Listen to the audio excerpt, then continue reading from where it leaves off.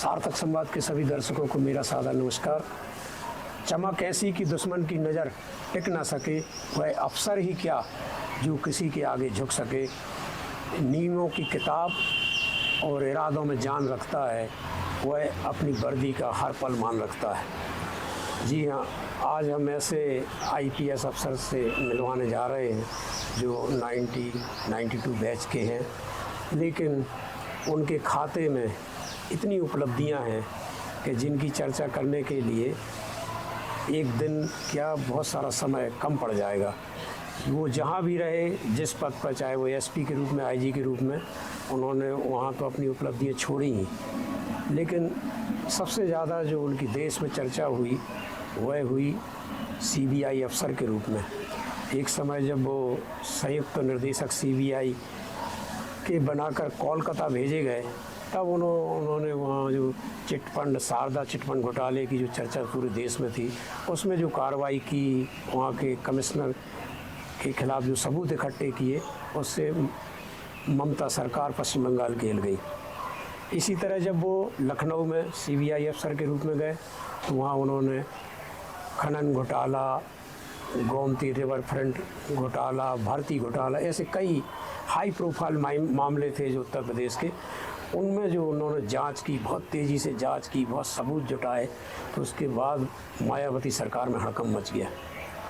ये तमाम उपलब्धियां थीं, लेकिन आज यदि हम दिमाग पर पूरा जोर दें और सोचें कि सदी की सबसे बड़ी समस्या क्या है, तो यदि हम पूरा निचोड़ निकालेंगे तो नक्सलवाद देश में, प्रदेश में एक ऐसा नासूर बन गया था जिसका नाम जुबां पर आते ही दिल में दर्द उभर पाता है। कोई उन पुरानी यादों को ताज़ा नहीं करना चाहता, क्योंकि नक्सलवाद ने इतने घाव दिए हैं दिलों में। देश की तो घटनाएं सब जानते हैं।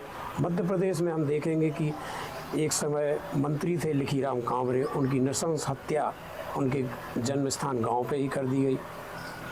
दर्जनों पुलिस अफसर मारे गए और निर्दोष नृशंस लोगों की तो कभी भी हत्या हो जाती थी। और मध्य प्रदेश से ही अलग हुआ छत्तीसगढ़ राज्य में भी नक्सलवाद की ऐसी दर्दनाक कहानियां हैं। मध्य प्रदेश में जो नेता जन्मे, जिन्होंने पूरी राजनीति की, चाहे वो विद्याचरण शुक्ल हो, नंद कुमार पटेल हो और छत्तीसगढ़ के महेंद्र कर्मा, इन सब की 2013 में नक्सलवादियों ने हत्या उस समय कर दी जो कांग्रेस की एक परिवर्तन यात्रा निकाल रहे थे। ऐसा हम इस पर यदि चर्चा करेंगे तो बहुत लंबा समय जाएगा। कुल मिलाकर कहने का आशा ये कि भयावह समस्या नक्सलवाद की थी, और जब केंद्र सरकार ने इस समस्या के खात्मे के बारे में सोचा, प्रधानमंत्री ने एक तारीख तय की कि 31 मार्च 2026 तक हम देश से नक्सलवाद ख़त्म कर देंगे, तब देश के और विभिन्न राज्यों में ऐसे अफसरों की तलाश शुरू हुई कि जो इस कार्रवाई को, क्योंकि समय सीमा तय कर दी गई थी, लोकसभा के अंदर तय की, उस समय सीमा में यह सबसे बड़ी समस्या का खात्मा होना था। तब मध्य प्रदेश में ऐसे अफसर को कमान सौंपी गई जिन्होंने न केवल समय सीमा के 3 महीने पहले नक्सलवाद को ख़त्म किया, वरन पूरे ऑपरेशन को कितने करीने से अंजाम दिया। उनकी जो शिद्दत है कि पूरा वो रिसर्च कर लेते हैं वर्क का, ग्राउंड में जाते, कई बार दौरे की उन्होंने नक्सलवाद प्रभावित जिले मंडला, बालाघाट, डिंडोरी के, और एक तरह से मुख्यमंत्री जो डॉक्टर मोहन यादव, उन्होंने 2 साल की जो उपलब्धियां बताई, उसमें 25 दिसंबर 2025 को ये घोषणा की कि मध्य प्रदेश नक्सलवाद मुक्त हो गया, क्योंकि देश में जो 31 मार्च 2026 को मुक्त हो रहा है, उसके पहले ही 3 महीने पहले कर दिया गया। तो ये पूरा जो कहानी आज हम पंकज श्रीवास्तव जी से आपको मिलवाने जा रहे हैं, और केवल नक्सलवाद पर केंद्रित रहेंगे, क्योंकि यदि उनकी SP, IG या CBI अफसर के रूप में चर्चा करेंगे तो बहुत लंबा समय हो जाएगा, जिसके लिए हम फिर कभी उनसे समय लेने की कोशिश करेंगे। लेकिन आज हम प्रदेश में कैसे नक्सलवाद ख़त्म हुआ और आज देश में होने जा रहा है, इस पर चर्चा करेंगे। श्रीवास्तव जी, आपका सार्थक संबंध में बहुत बहुत स्वागत है। बहुत बहुत धन्यवाद आपको जी। सबसे पहले तो मैं यही आपसे जानना चाहूँगा कि जब देश में, प्रदेश में इतने काबिल अफसर थे, आपसे सीनियर थे, अनुभवी थे, जिन्होंने डकैतों को मारने के कई पुरस्कार जीते, तो उस भीड़ में आपका चयन कैसे किया गया? आप STF के थे ही महानिर्देशक, तो आपको ही क्यों ये कमान सौंपी गई कि नक्सलवाद विरोधी अभियान तय सीमा में आप मध्य प्रदेश को समाप्त कर लेंगे?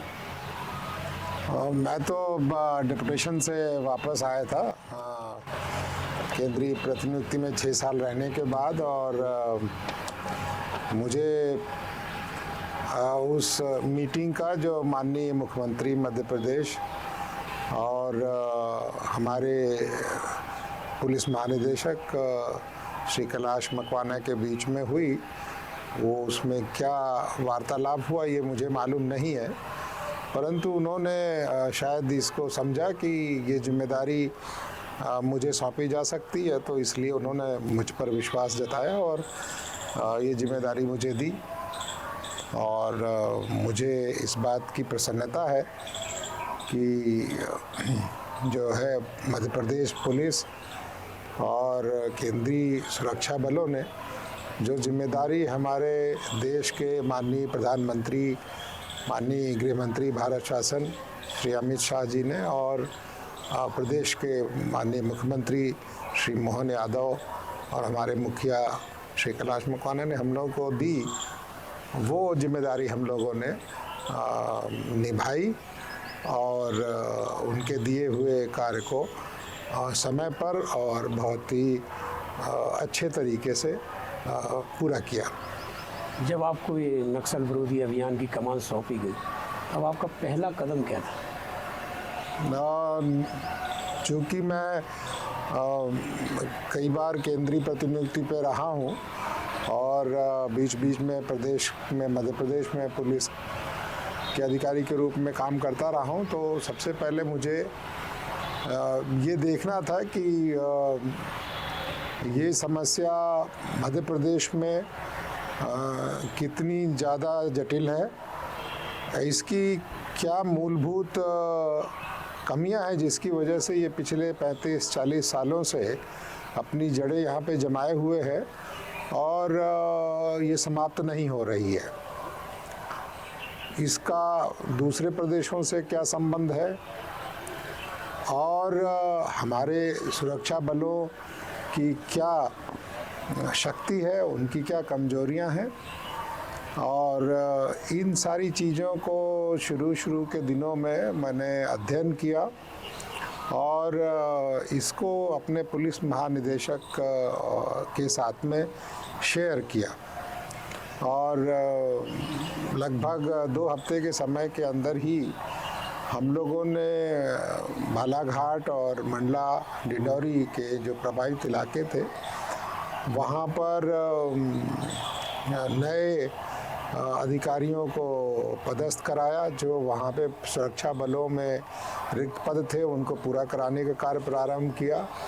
जो अन्य संसाधनों की कमी थी उसको तत्काल पूरा करने का प्रयास प्रारंभ किया और माननीय मुख्यमंत्री मध्य प्रदेश की मासिक बैठकें जो वो और मुख्य सचिव मध्य प्रदेश श्री अनुराग जैन बहुत गंभीरता से लेते थे और उसमें सभी विभागों को बुलाया जाता था, न केवल राज्य शासन के बल्कि केंद्र शासन के भी जो संबंधित विभाग थे उनके मुखियाओं को बुलाया जाता था और उस इलाके में जो भी आवश्यकताएं थी विकास की, सुरक्षा बलों की जो आवश्यकताएं थी उसको तेज़ी से पूरा कराने के लिए हम लोग लगातार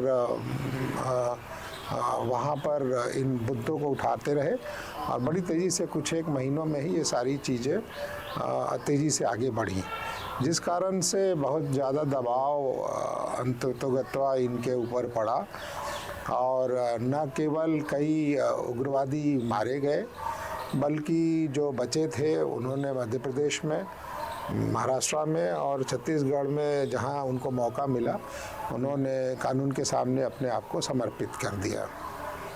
आपको ये शुरुआत में ही भरोसा बन गया था कि ये तय समय सीमा में हम प्रदेश में नक्सलवाद ख़त्म कर देंगे, क्योंकि आपने ज़मीनी हकीकत जान ली, या कहीं डर था कि एक डेट दी है प्रधानमंत्री, गृह मंत्री ने, मुख्यमंत्री ने, तो इस सीमा में हो पाएगा कि नहीं?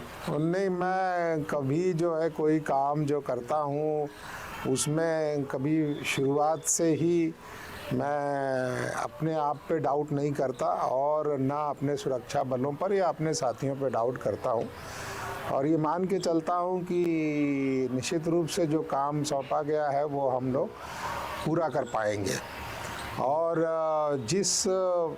इसको मैं पहले भी एक दो अन्य मंचों पर बोल चुका हूँ कि जो पुलिस का लीडर है या कोई भी अन्य ब्यूरोक्रेट है, कोई भी जो लीडर है, वो उसको असेस करना चाहिए, जायज़ा लेना चाहिए कि जो स्थिति है वो अभी कैसी है, और फिर उसके अनुसार उसको अपनी स्ट्रेटजी, जो रणनीति है, उसको बनाना चाहिए। तो जब केंद्र की सरकार दृढ़ प्रतिज्ञ है और प्रदेश की सरकार पूरी तरह से हमारे साथ है, हमारे पीछे बिल्कुल ही चट्टान बन के सभी प्रदेश के मुखिया, हमारे पुलिस महानिदेशक, हमारे मुख्य सचिव, सभी जब हमारे साथ में खड़े हैं, तो इससे अच्छा मौका जो है पुलिस के पास में नहीं हो सकता था कि जब हम पूरी ताकत से इस समस्या से लड़ते और उस पर पार पाते। तो वो तो मेरी प्रकृति नहीं है कि ना मैं अपने ऊपर कभी सही काम करने में डाउट करता हूँ, ना अपने साथियों पर डाउट करता हूँ। सभी तरह के लोग सभी जगह होते हैं, लेकिन थोड़े समय में जो लोग इस टीम वर्क में नहीं भाग लेना चाहते, वो धीरे धीरे अपने आप को अलग कर लेते हैं।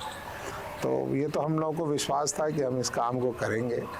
जिन लोगों को विश्वास नहीं था, वो बाद में भी जब माननीय मुख्यमंत्री ने 11 दिसंबर को इसकी घोषणा की, तो उसके बाद भी कुछ समय तक वो लोग निश्चित रूप से एक बहुत तेज झटका था। उस इलाके में एक व्यवस्था बन गई थी जो वर्षों से चल रही थी, उस व्यवस्था को पूरी तरह से समाप्त कर दिया गया एक झटके में। तो उससे बहुत लोगों के हित अहित होते हैं और निश्चित रूप से लोगों में एक कंपटीशन की भावना, थोड़ी कुछ लोगों में एनवी और कुछ लोगों में ईर्ष्या भी होती है, जो हमारे सुरक्षा बलों की सफलता को बहुत ज़्यादा पचा नहीं पाते आसानी से। तो उन लोगों ने डाउट किया, वो लोग करते रहते हैं, पर हम लोगों का काम है, अपना काम, जो जिम्मेदारी मिली उसको करो, आगे बढ़ो, नई जिम्मेदारी संभालो और इस तरह से जो सेवा कर सकते हो करो। ये किस प्रकार की आपने शुरू में ही रणनीति बना ली जो बाद में पूरे समय प्रभावकारी रही और एक लक्ष्य आपने, हिमालयन लक्ष्य जिसको कहते हो, पूरा किया? किस तरह की रणनीति शुरू में बनाई आपने? देखिए, क्या है कि 35-40 सालों से ये लोग वहाँ पे इस इलाके में बहुत ज़्यादा एक सदस्य कह लीजिए समानांतर सरकार चला रहे थे कई प्रदेशों के बड़े इलाकों में। और सन 2024 में जब से केंद्र सरकार ने इसको समय सीमा में बांधा, तब से छत्तीसगढ़ में विशेष करके और उसके अलावा महाराष्ट्र में, झारखंड में, आंध्रा, तेलंगाना, सभी जगह बहुत तेज़ गति से कार्रवाइयाँ प्रारंभ कर दी गई थी, बहुत ज़्यादा तेज़ी से। और सफलताएं बहुत 2024 में छत्तीसगढ़ की पुलिस को और वहाँ के केंद्रीय बलों को मिली। तो यहाँ पर भी हमको इसको अपनाना था और जिसको हम मिलिट्री और सेना की भाषा में एग्रेसिव ऑपरेशंस, जो है आक्रामक होकर के इन उग्रवादियों पर कार्रवाई करने के जो अभियान थे, वो हम लोगों ने शुरू में प्रारंभ किए। बालाघाट में उस समय पुलिस अधीक्षक नागेंद्र सिंह थे, नौजवान अधिकारी थे, बहुत मेहनत से काम करते थे और उन्होंने जिस तरह के अभियान छत्तीसगढ़ में चल रहे थे 1 साल सवा साल से, उसी की तर्ज पर उन्होंने प्रारंभ किया उसको था। और जब मैं वहाँ पर गया तो हमने ये स्पष्ट कर दिया कि हम बहुत आक्रामक तरीके से इनके ऊपर कार्रवाइयाँ करेंगे, न केवल इनके ऊपर इनके ठिकानों पर जाकर हमले करेंगे, बल्कि इनके आने जाने के रास्तों को जो पहले हम लोग रोकते थे वो और ज़्यादा आक्रामक तरीके से रोकेंगे। इनकी रसद की सप्लाई बंद करेंगे, इनको जो रुपए पैसों की वसूली ये करते हैं वो बंद करेंगे, इनकी जो बड़ी मारक क्षमता जिसमें इनकी बहुत महारत हासिल थी, विस्फोटकों का इस्तेमाल करना, वो हम इनका पूरी तरह से बंद करेंगे।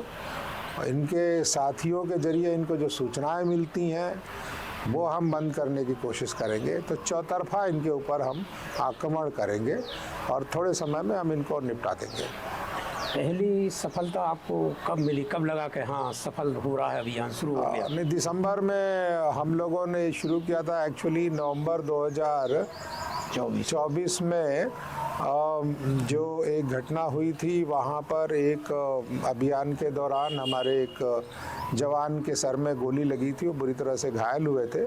अभी भी पूरी तरह से वो स्वस्थ नहीं हुए। उस समय उनको मेदांता हॉस्पिटल जो है एयर एम्बुलेंस के जरिए राज्य शासन ने बड़ी तत्परता से भेजा था। उस समय से माननीय मुख्यमंत्री बहुत चिंतित थे कि किस तरह से हम लोग इस समस्या पे पार पाएंगे। तो उस समय एक छोटा सेटबैक था हमारे लिए, बट दिसंबर के महीने में जब हम लोगों ने काम शुरू किया और छत्तीसगढ़ से भी हम लोगों ने पुलिस अधिकारियों की मदद ली, वहाँ के एसपी की, डीआईजी, महाराष्ट्र के एसपी, डीआईजी और एडिशनल एसपी को बुला के हम लोगों ने यहाँ पर अपने इलाके में प्रशिक्षण करवाए अपने अधिकारियों के, कर्मचारियों के। तो जनवरी में ही हम लोगों को एक पहली आपस में फायरिंग हुई थी, जिसमें कुछ सामग्री हमको, कुछ हथियार मिले थे, परंतु कोई उग्रवादी मारा नहीं गया था। तो जनवरी के बाद फरवरी में पहला अभियान, जिसमें हम लोगों ने 4 लोगों को इनको धराशायी किया था, 4 उग्रवादियों को। तो फरवरी 25 से ही हमारा ये सिलसिला शुरू हो गया था।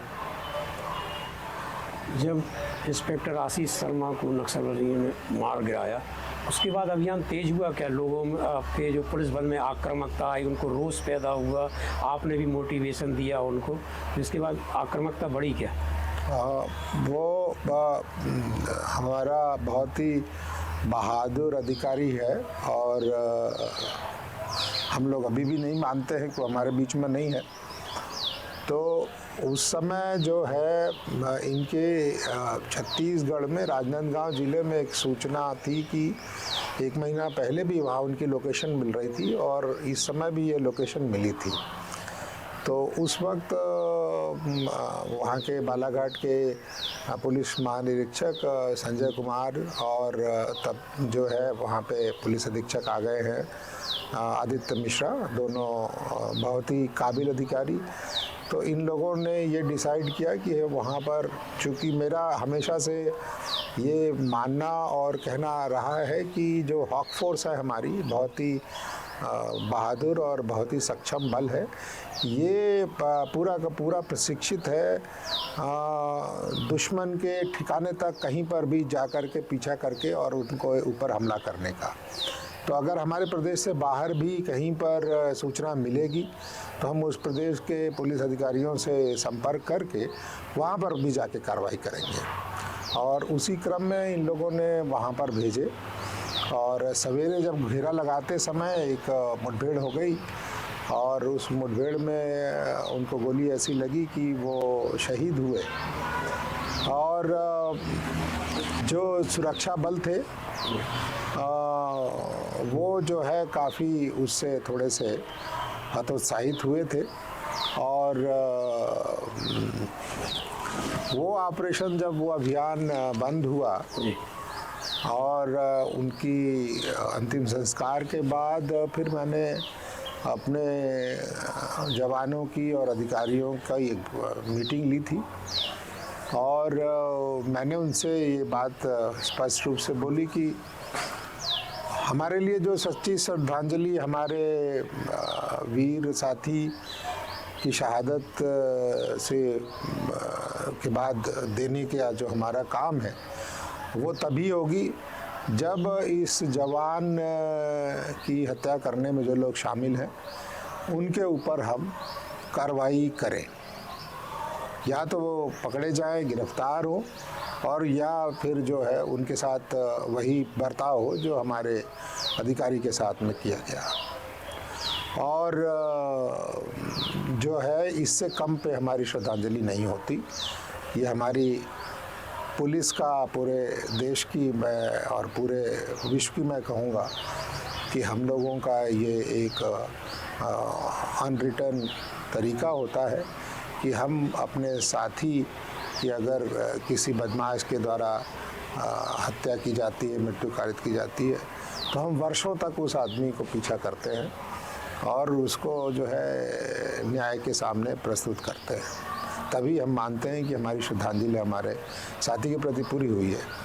और हमने कहा कि ये और कोई तरीका नहीं है, और इसलिए आप सभी को ये देखना पड़ेगा कि हम कितनी जल्दी उसकी शहादत का जो है चिता ठंडी होने के पहले बदला हम पूरा करें, और तभी हम मानेंगे कि हमको श्रद्धांजलि दी गई है।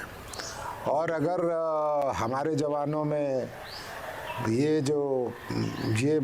जज्बा किसी में कम है तो मैं बाहर से फोर्स और लाऊंगा, और सारी फोर्स मिलके अब हमारा यही उद्देश्य है कि हम इनको अब पूरी तरह से ख़त्म करेंगे। और उसका सभी अधिकारियों ने इस मेरे आह्वान का बहुत पुरजोर समर्थन किया, और उसके बाद तो हज़ारों की संख्या में हमारे पुलिस बल लगातार उन्होंने इनके ऊपर आक्रमण किए और लगातार कार्रवाइयाँ की। और एक छत्तीसगढ़ के एक छोटे से थाने के एक दो कर्मचारी जो सुबह सो के उठे होंगे, उनके सामने इनके जो है सेंट्रल कमेटी के सदस्य पूरे दल बल के साथ जाके सरेंडर हुए, क्योंकि उनको वो इस बात का पूरा भय था कि अब वो बचेंगे नहीं। तो जो है निश्चित रूप से ये तो हमारे जवानों की बहादुरी और उनका साहस और उनकी लगन का परिणाम है, जो प्रदेश को इस तरह की लंबी समस्या से छुटकारा दिला पाए। और सभी को, पुलिस बल को जो है इन जवानों पर, इन अधिकारियों पर बहुत गर्व होगा। इस पूरे अभियान में कितने नक्सलवादियों ने आत्मसमर्पण कर दिया होगा, कितने नक्सलवादी मारे गए होंगे? हमारे मध्य प्रदेश में कभी किसी नक्सलवादी ने समर्पण नहीं किया था इससे पहले, तो पहली बार और शायद ये आखिरी बार 1 दर्जन से ज़्यादा 13 लोगों ने यहाँ पे समर्पण किया है। और आखिरी 40-42 दिनों में 40 से अधिक जो MMC जोन जो कहलाता है इस इलाके में जो सक्रिय थे, 42 उग्रवादियों ने छत्तीसगढ़, महाराष्ट्र और मध्य प्रदेश मिला करके समर्पण किया। तो और 10 लोग करीब मारे गए थे इस साल ही, फरवरी से लेकर के जून तक। तो हर तरह से ये रिकॉर्ड कभी जो है इसके पहले कभी इतना अचीवमेंट नहीं रहा, और बहुत अच्छा कार्रवाई बहुत अच्छी तरीके से की गई। हाँ, ये बात सही है कि इतनी योजनाएं बनी, कई बार लगा कि अब नक्सलवाद ख़त्म हो रहा है, कहीं आंध्र प्रदेश में घोषणा हो गई, लेकिन ये हर बार पनपा और इतना पैसा आया, सब कुछ हुआ, लेकिन ये उस दिशा में बढ़ ही नहीं रहा था। लोग ये समझ रहे जब इसी के साथ जीना और मरना है। तो कहाँ चूक थी इसके पहले, कहाँ गलतियाँ हो रही थी, क्या भूमिका में कमी थी जिसके कारण नक्सलवाद खत्म होना तो ठीक, वो पनप ही रहा था, बढ़ रहा था दिन रात चौगनी गति से। नहीं, जो आंतरिक सुरक्षा की समस्याएं देश की होती है ना, जब ये समस्याएं जैसे उत्तर पूर्व की है, जम्मू कश्मीर में है, और ये सबसे बड़ी आंतरिक सुरक्षा की समस्या देश की थी जो वामपंथी उग्रवाद है। जब शुरू में ये पनपती हैं, जन्म लेती हैं, तो राज्य की जो सुरक्षा बल हैं और जो बाकी संस्थान हैं वो उनका मुकाबला करने के लिए तैयार नहीं हो पाते हैं। और फिर जब ये समस्याएं सामने आती हैं तो फिर धीरे धीरे जो है राज्य इसका मुकाबला करने के लिए अपने आप को तैयार करता है। तो उस तरह से जो है सुरक्षा बलों की जो ताकत है, उनकी कैपेसिटी जिसको कहते हैं, वो बढ़ाई गई सभी तरफ। और अभी की स्थिति में तो जो सुरक्षा बल पूरे सभी प्रदेशों में जो लड़ाइयाँ लड़ रहे हैं, करीब करीब अब खात्मे पे है ये समस्या, वो सभी की बहुत कैपेसिटी बिल्डिंग हुई है, उनकी संख्या में, उनके हथियारों में, उनके प्रशिक्षण में, हर तरह से उनको जो भत्ते और वेतन दिया जाता है उसमें हर तरीके से बहुत सुधार बहुत अच्छा हुआ है। परंतु जिसको कहते हैं कि पॉलिटिकल विल बोलते हैं, राजनीतिक इच्छा शक्ति जब तक नहीं रहती तो चूंकि इन समस्याओं में बहुत बड़ी मात्रा में हिंसा होती है और बड़ी संख्या में इसमें एक इलाके विशेष के नागरिक शामिल होते हैं, जैसे कि हम कहते हैं कि आदिवासी वर्ग के बहुत लोग इसमें सम्मिलित रहे हैं इधर। इसी तरह बहुत गरीब भूमिहीन किसान वगैरह बिहार और झारखंड के इलाके में रहे हैं, पश्चिम बंगाल में रहे हैं। तो ये ज़मीन से रहने वाले वहाँ के नागरिक, ज़मीन से जुड़े हुए लोगों की बड़ी संख्या चूँकि शामिल होती है, तो बगैर राजनीतिक इच्छा शक्ति के अगर सुरक्षा बल बहुत कठोर कार्रवाइयाँ प्रारंभ करें तो वो लंबे समय तक चल नहीं पाती, उसमें विरोध होना शुरू हो जाता है। और फिर जो है जो राज्यों की जो शासन होता है, सरकारें होती हैं, वो निश्चित रूप से जो लोकतांत्रिक होने के कारण फिर वो अपना पैर पीछे खींच लेती हैं। तो अभी का जो केंद्र शासन और मध्य प्रदेश का जो राज्य शासन है, ये पूरी तरह से इनकी राजनीतिक इच्छा शक्ति रही है कि हमको इस सबसे बड़ी देश की समस्या से अब पार पाना है, इसको समाप्त करना है। और जो है निश्चित रूप से हमारी सोच हमेशा से ये रही है कि ऐसा नहीं हो सकता कि सुरक्षा बल भी उसी जगह पे रहें और उग्रवादी भी उसी जगह पे रहें और ये बरसों बरस चलता रहे। या तो हम रहेंगे या तो वो रहेंगे, ये चीज़ बहुत साफ दृढ़ संकल्प होना जरूरी है। और ये चीज़ हमने कई बार जो है लोगों को बहुत स्पष्ट की है कि अब हम इनको नहीं रहने देंगे। तो आप या तो कानून के सामने समर्पण करें, गिरफ्तार हों, और या फिर जो है अगर आमने सामने की फायरिंग होती है तो हम निश्चित रूप से धराशायी करेंगे। आपको ऐसा कब लगा कि मध्य प्रदेश में अब नक्सलवाद बिल्कुल अंतिम सांसें गिन रहा है? कौन सा टर्निंग पॉइंट था? बड़ा नक्सली मारा गया? वो जो अब जब हमारे ऑपरेशंस बहुत तेज़ी से बढ़ गए थे और लगातार हम आपको बताएं कि 10-15 दिन में 2-2, 3-3 एनकाउंटर हो रहे थे। कहीं पर ये घायल होते थे, कभी जो है इनका बहुत सामान छूटता था, फिर हम लोग घेर करके पूरे इलाके को खोजते थे कि कहाँ पे इलाज करा रहे हैं।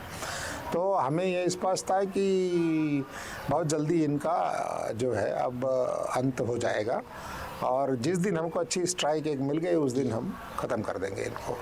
इसी बीच में ये घटना हुई जिसमें हमारा बहुत ही बहादुर निरीक्षक स्वर्गीय आशीष शर्मा की शहादत हुई, और उसके बाद तो हमें लग गया था कि अब ये ख़त्म होंगे, और बड़ी जल्दी हो गए। मैं जब पहला सरेंडर यहाँ पे बड़ा सरेंडर हुआ जिसमें 10-11 लोग आए थे, उस दिन मैं काफ़ी टाइफाइड से पीड़ित था, तो हॉस्पिटलाइज था, मैं खुद नहीं जा पाया मौके पे, बट फिर भी जो है बहुत प्रसन्नता हुई कि आज सभी का जो है शहादत और उनका परिश्रम रंग लाना लगा है। देश में नक्सलवाद ख़त्म होने की घोषणा हो चुकी है, अभी हुई है, लेकिन 3 महीने पहले 11 दिसंबर 2025 में ही मध्य प्रदेश में मुख्यमंत्री डॉक्टर मोहन यादव ने घोषणा कर दी। तो ऐसा कौन सा टेस्ट था कि अब नक्सलवाद ख़त्म हो गया, इतने गांव सब जगह ख़त्म हो? क्या आप लोगों का आकलन रहता है कि अब ख़त्म हो गया नक्सलवाद? नहीं, हमारे पास में पूरा आंकड़ा रहता है कौन सक्रिय यहाँ पर उग्रवादी हैं, कौन से ग्रुप में, कौन से दलम में, कौन से टीम में चल रहे हैं। और जैसे लोग जो लोगों की पहचान हुई जब एनकाउंटर में मारे गए और जब लोगों को ने समर्पण किया तो उन्होंने अपने जो बयान दिए, बताया है कौन लोग थे इनके साथ में, बाकी और गिरोह में कौन से लोग हैं। तो हमारे पास पूरी जानकारी रहती है, और इंटेलिजेंस की जो केंद्र की इंटेलिजेंस एजेंसी उनको भी रहती है। तो हम एक एक आदमी काउंट कर लेते हैं कि ये हैं। और वो कुछ लोग जो पहले इनके भय से जो नहीं सामने आते थे, वो लोग सामने आना शुरू हो गए, और शासन की योजनाओं के लिए वो बढ़ चढ़ के उन्होंने कहा कि हमको इसका हिस्सा मिलना चाहिए। तो ये अपने आप में बहुत बड़ा सबूत था कि जो है उनको पता लग गया था सभी को कि अब यहाँ पर कोई बचा नहीं है। फिर जो है फॉरेस्ट डिपार्टमेंट ने बहुत सारी ऐसी घोषणाएं की, ऐसे इलाकों में उन्होंने नए पार्क, नए प्राणियों को और पशु पक्षियों को देने वाली सेंचुरीज़ की घोषणा की है। जिससे कि ये स्पष्ट हो गया कि गांव में जंगलों में घूमने वाले किसी भी व्यक्ति के पास में कोई अब पूरी जानकारी है कि वहाँ पर कोई अभी बचा नहीं है जो इसको अब आगे चला पाएगा। मध्य प्रदेश में भले हो गया था नक्सलवाद खत्म, लेकिन पड़ोसी राज्य छत्तीसगढ़ में उस समय चरम पर था, तो ये नहीं रहता था कि वहाँ के वहाँ दबाव पड़ेगा तो मध्य प्रदेश आएंगे। तो वो तो लगातार इसीलिए वहाँ पे पूरे इलाके में पेट्रोलिंग और वहाँ से इंटेलिजेंस जिसको कहते हैं सूचना संकलन बहुत ज़्यादा बढ़ा हुआ है। वहाँ पे पूरी पेट्रोलिंग उस इलाके की चल रही है और केंद्रीय बल अभी चले गए हैं वहाँ पे पश्चिम बंगाल चुनाव कराने के लिए, और उनका कार्य तो यहाँ पूरा हो गया। हमारे भी सुरक्षा बलों का काम करीब करीब पूरा है, बट अभी वो उस इलाके को पूरे इलाके को अपने कब्जे में लिए हुए हैं। जो थाने काम नहीं कर पा रहे थे पूरी तरह से, अब वहाँ पे पोस्टिंग्स हुई हैं, तो वो थाने अब सामान्य काम करना प्रारंभ हो गए हैं, तो उनका अपना एक सूचना तंत्र बन जाता है, इलाके के लोग आके खबर देते हैं। तो इस तरह से वो अभी चलेगा, काफ़ी लंबे समय तक चलेगा और पूरे इलाके को कंट्रोल में रखा जाएगा, ताकि अगर किसी और प्रदेश में कुछ लोग बच गए हैं, वो सोच रहे हों कि यहाँ आके हम रह लेंगे, तो कोई रह नहीं पाएगा। देश के कुछ हिस्सों में कई बार ऐसी घोषणा हुई कि नक्सलवाद खत्म हो गया, लेकिन कुछ दिन बाद या तो क्षेत्र बदल कर वहीं पर फिर से पनपा। अब इसकी क्या गारंटी कि मध्य प्रदेश में फिर से नक्सलवाद नहीं पनपेगा या उभर नहीं आएगा? ये क्या है, अतिवादी वामपंथी विचारधारा है।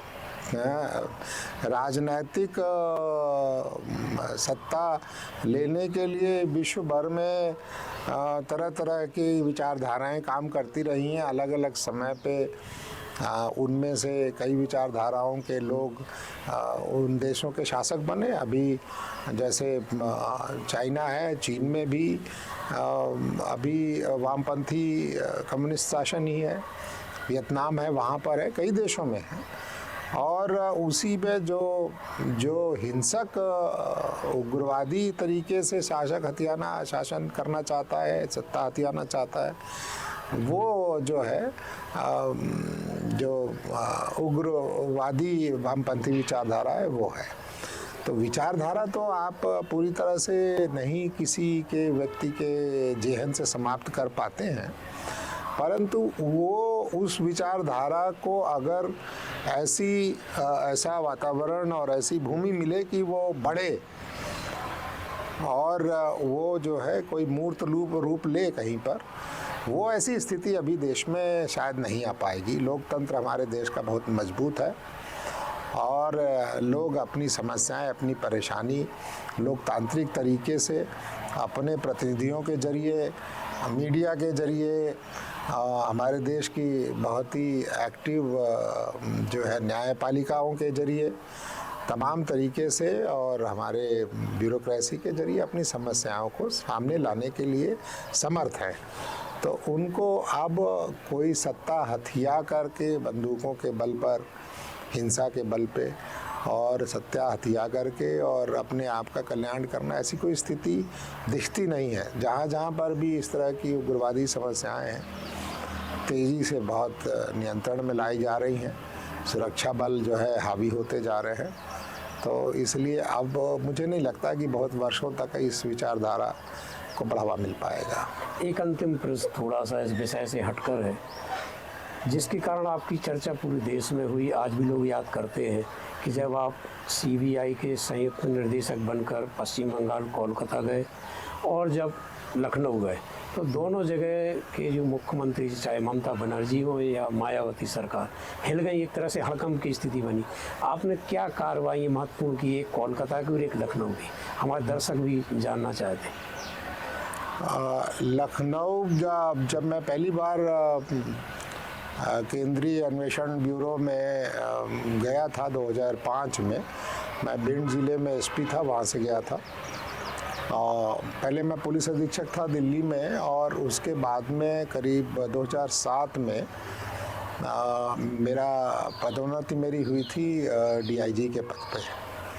उस समय उत्तर प्रदेश में बसपा की, बहुजन समाज पार्टी की सरकार बनी थी और वहाँ पे मुख्यमंत्री माननीय बहन मायावती बनी थी, तो उनके विरुद्ध 2 आपराधिक प्रकरण माननीय उच्चतम न्यायालय के आदेश से सीबीआई के पास में विवेचना में थे। एक ताज कॉरिडोर का केस था और उसके बाद में उसी से उद्भूत हुआ, उसी से पैदा हुआ एक आय से अधिक संपत्ति का केस था उनके परिवार के सदस्यों के विरुद्ध। तो वहाँ पर हमारे जो निदेशक थे सीबीआई के, उन्होंने भी यही बोला कि अब मैं किसी और को नहीं भेज पाता हूँ और आप ही को मैं भेजूँगा, क्योंकि आप ही वहाँ पर हैंडल कर पाएंगे।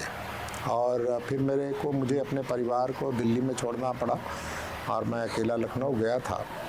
तो वहाँ पर जो ताज कॉरिडोर केस, तो थोड़े समय बाद उत्तर प्रदेश के गवर्नर थे, उन्होंने उसकी भ्रष्टाचार निवारण अधिनियम में अभियोजन करने की अनुमति नहीं दी, तो वो केस चल नहीं पाया। बट आय से अधिक संपत्ति वाले केस में जो है, चूँकि विवेचना चल रही थी और माननीय उच्चतम न्यायालय में लगाई पिटीशन पर उस केस की जो संदेही लोग थे उनको ज़्यादा लाभ नहीं मिल पाया। तो उसके बाद में जो है मेरे परिवार के सदस्यों को, चूँकि मैं उत्तर प्रदेश का ही रहने वाला हूँ, उनके ऊपर भी जो है उनके कैरियर में और उसमें भी काफ़ी दिक्कत पैदा करने की कोशिश की गई और इस तरह से हम लोगों को वो केस ठीक से विवेचना ना हो और उसमें कुछ लोगों को लाभ मिले, इस तरह से दबाव बनाने का प्रयास किया गया। कुछ डॉक्यूमेंट्स भी उसके लीक हुए थे दिल्ली में संसद भवन में, उस तरह की कंट्रोवर्सी भी पैदा की गई। परंतु चूँकि हम लोग पुलिस अधिकारी हैं और सीबीआई के अधिकारी इतनी आसानी से किसी के दबाव में नहीं आते, तो हम लोगों ने उसका भी मुकाबला किया और काफ़ी समय तक परिवार के लोगों को परेशानी झेलने के बाद अंततोगत्वा हमारा सब कुछ ठीक हो गया और हम आज यहाँ पे हैं और हमारे परिवार के लोग जिनके साथ में बहुत परेशानी पैदा की गई थी, वो भी सब खुश हैं अपने अपने स्थानों पर। और जिन लोगों ने परेशानी पैदा करने की कोशिश की, आपको मालूम है वो कहाँ है। इसी तरह से जो बंगाल में मुझे यहाँ से डिप्यूटेशन पे केंद्र सरकार में बुलाया गया था और जिस दिन मैंने ज्वाइन किया था उसी दिन मुझे बंगाल भेजा गया।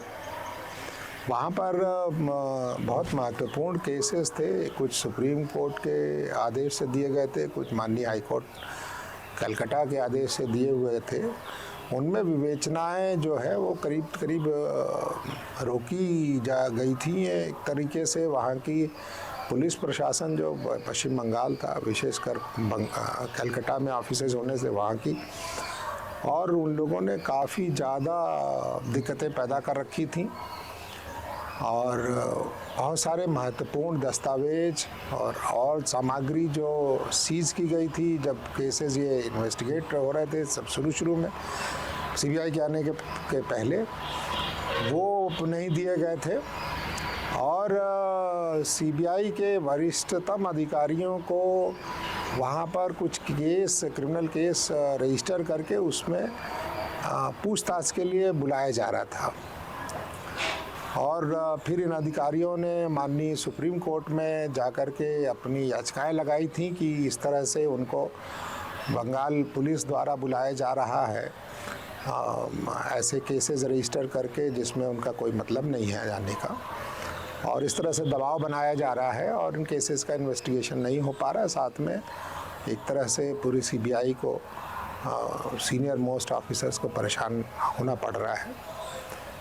तो वहाँ पर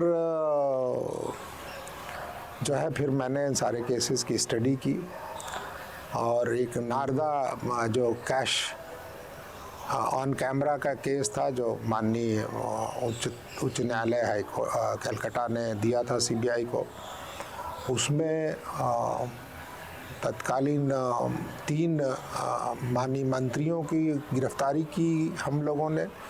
एक एमएलए साहब की गिरफ्तारी हुई थी और उस समय भी वहाँ की मुख्यमंत्री माननीय ममता बनर्जी जी सीबीआई के ऑफिस आई थी।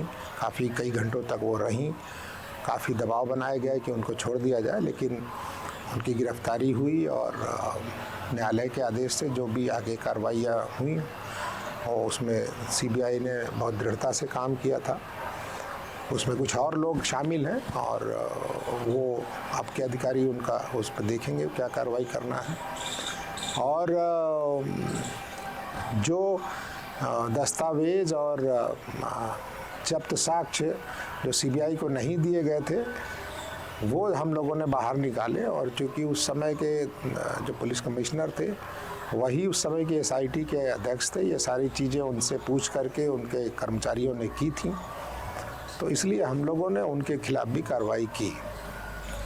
और उसके बाद हम लोगों ने वहाँ पे बहुत बड़े बड़े केसेस, एक कैटल स्मगलिंग का केस रजिस्टर किया, जो जानवर बांग्लादेश विशेषकर गायें भेजी जाती हैं, वो जो लोग उसमें शामिल थे उसमें बीएसएफ के कमांडेंट को हम लोगों ने गिरफ्तार किया था। करीब 13 करोड़ रुपए उनके कब्जे से उनके ससुर के बैंक खातों में जमा थे, वो हम लोगों ने निकाले थे। और एक बहुत बड़ा वहाँ पे कोल स्मगलिंग का केस था जिसमें भी वहाँ पे बहुत सारे अधिकारी और तमाम राजनीतिक दलों के लोग शामिल थे। वो केस हम लोगों ने चार्जशीट भी किया है, उसमें इनिशियल चार्जशीट में 45 लोग करीब चार्जशीट भी हुए हैं। तो बहुत बड़े बड़े केसेस हम लोगों ने वहाँ पे किए थे। सीबीआई को काम करने की अनुमति बंद कर दी गई थी 2019 में, वहाँ पे बंगाल की सरकार ने नहीं दी थी। तो कुल मिला के ये था कि हम लोग जो माननीय उच्चतम न्यायालय उच्च न्यायालय के आदेश थे उसके पालन में हम लोगों ने वहाँ पे बहुत ही कठिन परिस्थितियों में काम किया। और इस बात का मुझे पूरा संतोष है कि एक आदमी को एक ही जीवन मिलता है और इस जीवन में जिस पद को, जिस भारतीय पुलिस सेवा को मैंने दूसरी नौकरियां छोड़ के अपनाया था, वहाँ पर आने का और इसका जो है मुझे बहुत ही ज़्यादा संतोष और गर्व है कि हम ये सब काम वहाँ पे कर पाए। 31 मार्च 2026 को देश में नक्सलवाद खत्म हो गया, ये घोषणा कर दी गई। और इसके पहले 11 दिसंबर 2025 को मध्य प्रदेश में नक्सलवाद खत्म हो गया, ये भी घोषणा कर दी गई। सहसा लोगों को इस पर विश्वास नहीं होता, और हो भी कैसे, क्योंकि ये नासूर बन चुका था नक्सलवाद देश में। लेकिन ये हो चुका है और ये विश्वास भी आपका बढ़ जाएगा यदि आप इस पूरी चर्चा को सुनेंगे, क्योंकि एक रणनीति के तहत ऐसे काबिल अफसरों को नक्सल विरोधी अभियान की कमान सौंपी गई जो पूरी शिद्दत के साथ जहाँ भी जो कार्य सौंपा गया उसको करते हैं। ऐसे ही मध्य प्रदेश की कमान पंकज श्रीवास्तव जी को सौंपी गई, जिन्होंने कितने अथक परिश्रम के बाद मध्य प्रदेश में नक्सलवाद ख़त्म किया। इसके पीछे वो ये ज़रूर मानते कि हमें पूरा सपोर्ट रहा सरकार का, अधिकारियों का, लेकिन करने वाले आखिर वो थे और अपनी टीम को प्रोत्साहित करने वाले पंकज श्रीवास्तव थे। तो इस चर्चा को आप ज़रूर देखिए और फिर आपकी दुविधा और द्वंद्व सब समाप्त हो जाएंगे कि आखिर कैसे प्रदेश और देश में नक्सलवाद ख़त्म हुआ। आपका बहुत बहुत धन्यवाद। आपका भी फिर से धन्यवाद, मेरा यहाँ पे इंटरव्यू किया। हम लोग तो अपना काम करते हैं और अपना काम करके जो नई कोई जिम्मेदारी होती है उसकी तरफ बढ़ जाते हैं। और आप लोगों ने हमारा साक्षात करके और ये समझा कि हम साक्षात्कार देंगे तो उससे कुछ लोगों को इससे प्रेरणा मिलेगी, लाभ होगा। इसके लिए बहुत बहुत धन्यवाद।